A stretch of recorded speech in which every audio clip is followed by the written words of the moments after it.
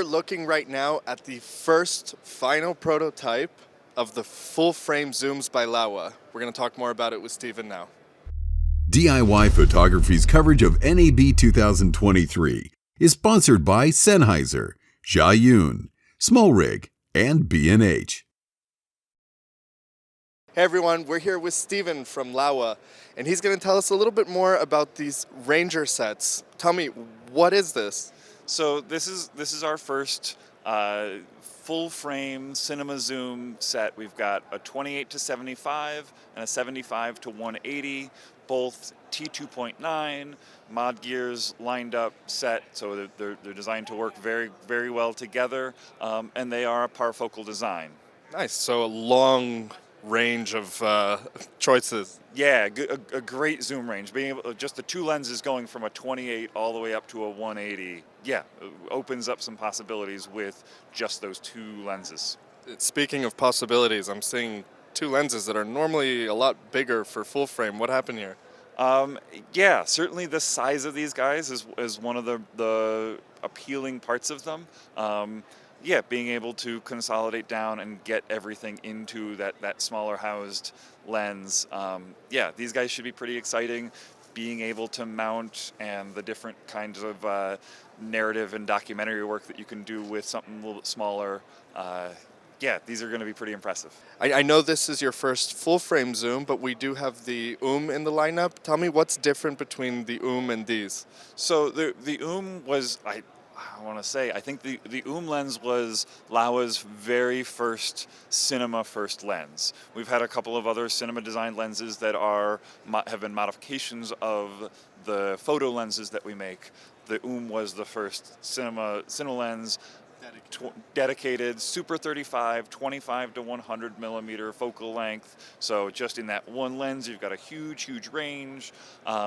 We offer a full frame expander and a rear anamorphic adapter for that guy. And are those compatible with these? So the full frame expander you wouldn't need. Obviously. It would be compatible. You could expand that range and use it more like a teleconverter. I haven't personally done it yet. As we said, I don't want to commit that these are the final samples, but these are definitely late stage. So yeah, that would be a good test to see what these look like on a full frame expander if you can get an additional teleconverter effect out of that adapter. And what about the rear anamorphic adapter? Do you think those would work? That's another one that I'm excited to test. I haven't seen myself. I don't know if anybody in the Hong Kong office or anywhere else has played with them enough to see. But yeah, the idea of being able to throw that 1.33 anamorphic adapter that we already do have on here, it's a pretty cool concept. So I don't know yet. Yeah, this is the first time these two lenses have been seen out in public, and so I personally haven't had much opportunity to get my hands on them either. So it's been fun here in the booth and over the last couple of weeks to play around. So cool. And can you tell us a little bit about maybe the look of it, or like flare, the touch of it? So yeah, so these guys are designed to be good neutral start. Where we mentioned the that lens has a lot of its own character, and it has a vintage feel, a little bit of a warmth to it. These guys are designed to be a little bit more of a neutral look, just a good, strong, sharp 28 to 75, 75 to 180. You've got a range that you can work with to do such a huge range of things that you're going to need from them. Cool. So a nice way to dip your toes into a really high-quality cinema lens. Yeah, having a cinema zoom that's geared, that's parfocal, that's T-stop down, like it's, yeah, a good, simple, straightforward way to get into a cinema zoom that's, yeah, we don't have pricing yet, but that was my next question. Yeah, do you know availability at least? I don't have availability yet. I believe we will have a little bit more information on the final specs and what the shipping timeline is going to look like in about a month and a half when we get to CineGear.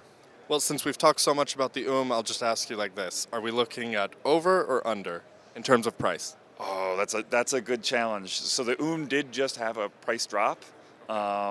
I think I would have been able to firmly say under, with the previous price of the but now I'm a little bit more hesitant to say that. I know that the idea here is the pricing is going to be very enticing. Stephen, thanks so much for showing us that. They look amazing, they sound amazing, so many enticing features. We're going to slap it on the lens so everyone back at home can see a little bit sneak peek at what they look like. There's not too much footage that have been shot of these, shot through these out in the wild. So these will be a little early sample. So yeah, definitely everyone should appreciate the samples we're about to put out for you. We are going to continue walking the floor for some more content and gear, so definitely stay tuned. I'm Adam Frimmer, DIYPhotography.net, NAB 2023.